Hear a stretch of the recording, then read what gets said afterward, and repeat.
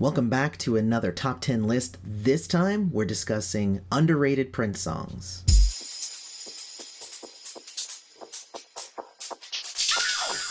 Hey everybody, Prince's friend here, and I am bringing you the top 10 underrated Prince songs today. This was a really fun list to come up with, and I can't wait to share it with you. Now, of course, Prince wrote a lot of songs in his career, but some of them are more beloved than others. Some of the songs in this list were overlooked on the charts, and some were just on an album with so many hits that they got overshadowed. In the end, they're all very much underrated. And this list is going to give you my top 10 list of underrated songs. There are many, many more, but hopefully this will bring more attention to them and get them a little bit more love. As always, if you like this video and you want to keep up on the latest Prince discussion and news and everything from Prince's friend, don't forget to hit the like button and notifications bell since we post new videos every week. Let's get on to that list.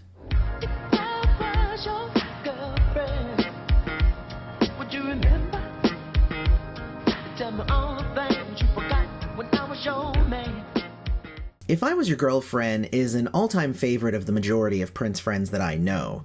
It's off of Sign of the Times after all, highly regarded as one of Prince's best albums. However, this song was released as a second single for the album, but only came in at 67 on the Hot 100 in the US. It is one of Prince's poorest showings on the charts. It did do better in the UK, but while it was the hot new thing, it was largely ignored by US audiences. I hope they give it another chance. Everybody wants to find Graffiti Bridge, something to believe in, a reason to believe that there's a heaven above. Everybody wants to find graffiti. Many have slept on the song Graffiti Bridge from the album of the same name, usually saying it's sappy and jumbled, but I think they're forgetting just how truly great this track is. It features not only Prince and his great musicality, but also the powerful voice of Mavis Staples and the range of the newfound Tevin Campbell at the time. The addition of these two amazing performers really elevate the track and makes it a great musical finale for one of Prince's most spiritual albums. The kind of experience only he could bring. It's short but beautiful, so go and give it another listen. Push your way up to the front and shake your motherfucking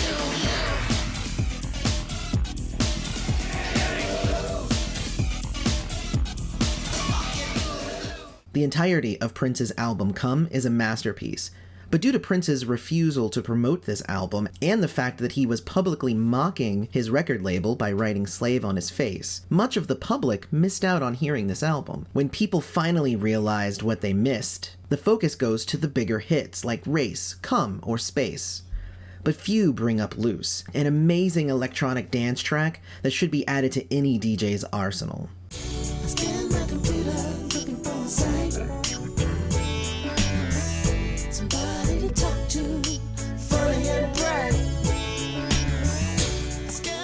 My Computer is really a product of its time. Released on Prince's Emancipation in 1996, this song saw the writing on the wall and told of a world where people would log onto the internet to find friendship and companionship, how the digital age would be seen as something to bring great things to society. Mind you, the internet didn't become a big thing until 1997. Despite its significance, it uses sound effects from the old AOL programs, and it sounds very dated. So much so that a lot of people skip this track. They shouldn't. The main problem with war is that nobody ever wins. The next generation grows up and learns how to do it.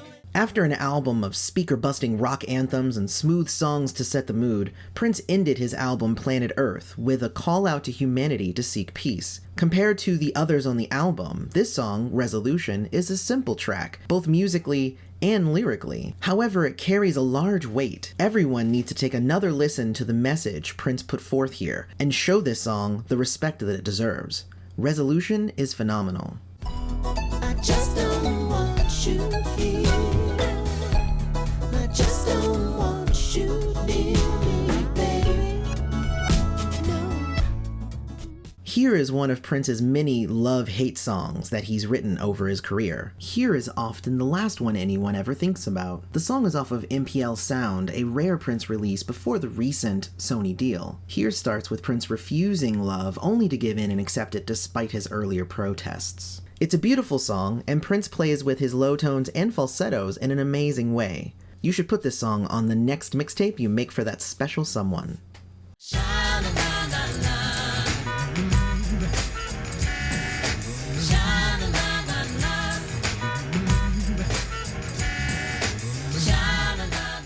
When one thinks about Prince's 1991 hit album Diamonds and Pearls, you usually think of the title track, Get Off, Willing and Able, and Cream. Walk Don't Walk, however, was a more experimental and subdued track that seemed buried underneath all the pop and hip-hop. The duo of Prince and Rosie Gaines and their amazingness together is one that can't be denied, and the message is to not follow the rules like everyone tells you to do so. Let's listen to some car horns together and give this track another shot. There's no way to tell who's real and who's not. Baby, it's so much harder when your body's hot. Katrina's Paper Dolls finally saw the light of day from Prince's vault when it was part of the release of Purple Rain Deluxe in 2017. Its instrumentality is simple, yet mesmerizing, and its lyrics are a mix of sexy and haunting. The production value on this track, however, wasn't as strong as the others on this deluxe package, which made a lot of people overlook it. But the song holds more value than most give it credit for. Let's go listen to it again.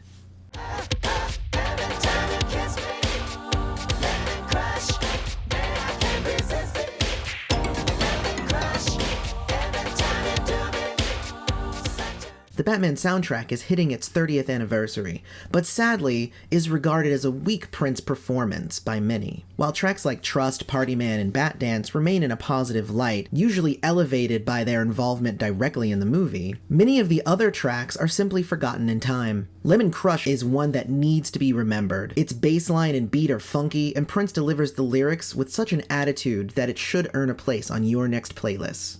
Honey, I tried to tell him that you were the marrying kind.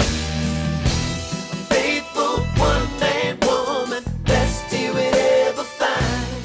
When You're a track on the same album as such amazing Prince songs like Musicology, Life of the Party, Cinnamon Girl, or Dear Mr. Man, it's easy to be overlooked.